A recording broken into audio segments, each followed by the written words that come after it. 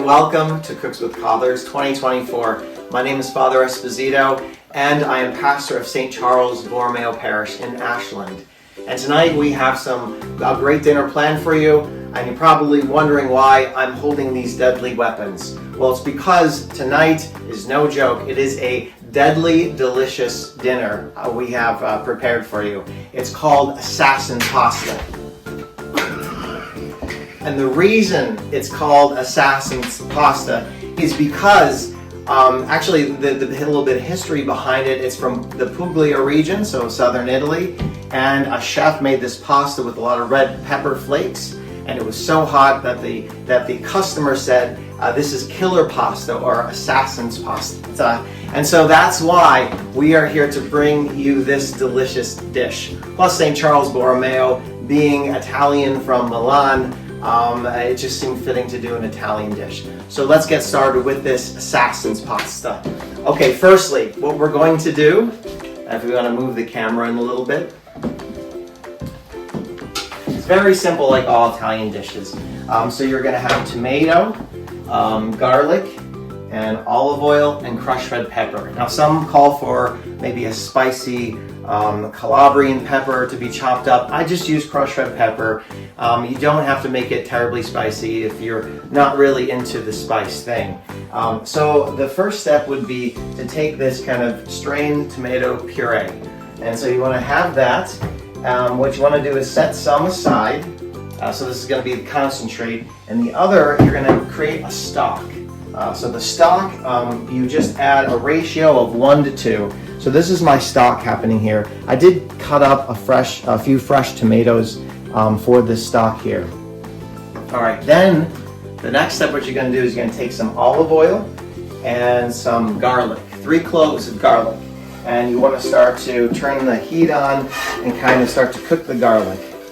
Now this is what's so interesting about assassin's pasta. Okay.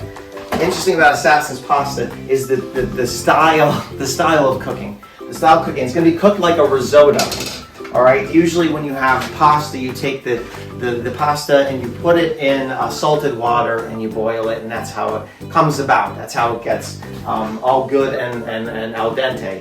But with assassin's pasta, what you do is you take the noodles and you place them right in the pan raw. So they're going to be raw noodles, and it's supposed to even burn a little bit. That's normal. And so I'm going to show you how we're going to do this right now. So firstly, what we're going to do is we're going to add this kind of layer of sauce and oil, kind of mix it up a bit here. Okay, we're now ready to add the pasta for our assassin's pasta. All right, come on in with that camera. It's going to look all wrong. It really does break all conventions, but trust me, it is authentic to Italy and it does taste amazing. So what you're going to do is take the pasta and lay it flat here. We're going to get a little closer up here. Okay, you want to make sure you have a pan big enough to do this, because the pasta has to lay flat. Actually, there's a lot of pasta in here. Maybe we'll get rid of some. We'll come back to that later. All right. Because it should all be kind of laying flat in the dish, and yeah, you could use your hands too. That's also a good thing. And you want to take, I wish I have more appropriate cookware than just 2 wooden spoons, but you want to take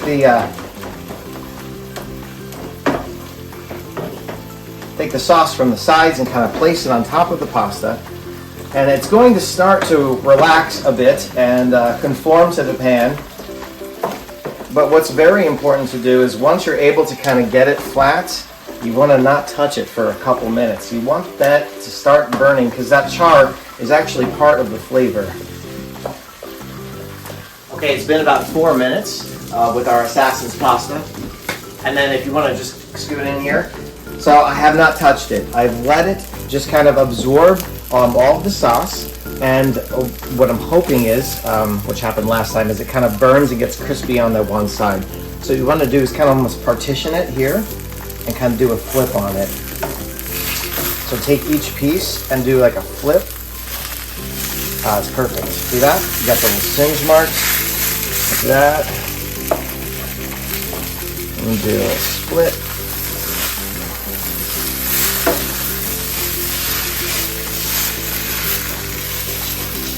And that last piece here.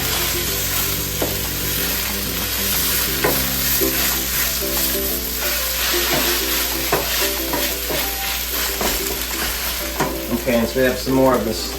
It's not the stock, but this is more of just the puree. You can kind of put that on there like so. I'm gonna finish it up, and I'll have all the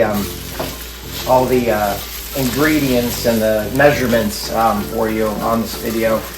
So what we're gonna do is, again, we're gonna let this lay here also for another few minutes, kind of toast the other side.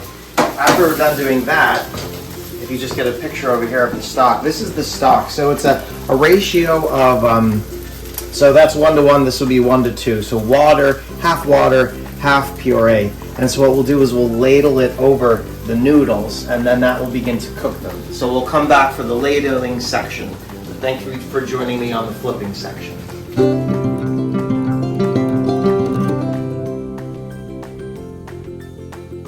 Okay, and we're back. It's been about 3 minutes after the flip, and now what we're going to do is we're going to start ladling our stock. So this here's the stock. Again, it's just tomato puree and water. And so we're going to begin to just ladle this over. Again, why it's called assassin's pasta, like the crime scene. And that, at this stage, you want to turn down the heat.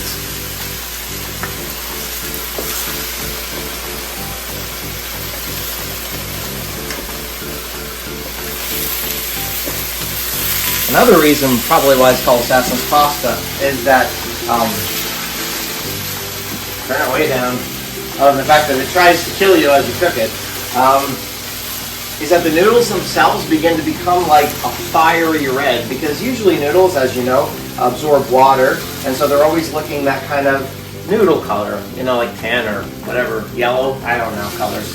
But when you start to ladle in the tomato stock, they begin to absorb the red, and they actually start to look really red and very devious and very assassin-like. Okay, now we're going to take a little bit of a break, and what I'll do is just ladle it in a few times, and then we'll come back for the grand finale. Okay, here is the exciting conclusion for our assassin's pasta.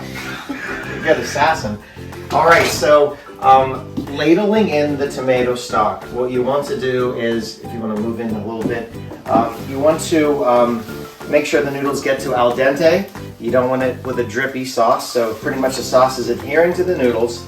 What I did was I added some parsley, I added some little tomatoes, some cherry tomatoes, and salt and pepper. And so after tasting a small noodle, it is absolutely delightful. And so how we'd like to serve this is you would take your pasta spoon and kind of come up. The consistency is really kind of, as you can see, it keeps together. It's supposed to stick together. And of course what you want to do is add some Pecorino Romano cheese on top, like that, and then it will melt. And if you have some basil, you could just kind of put a little basil on top like that. And there you go. This is assassin's pasta. And I want to thank you for listening to us, listening to me, and vote for us. St. Charles Borromeo, Ashland, bon appetit, and enjoy your winter. This will definitely warm you up. God bless.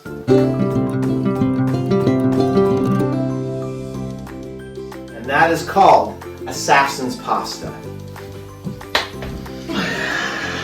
The reason it's called assassin's pasta, Janice, every time you're supposed to hit me. Oh, Jesus. The reason it's called assassin's pasta is because, I forgot.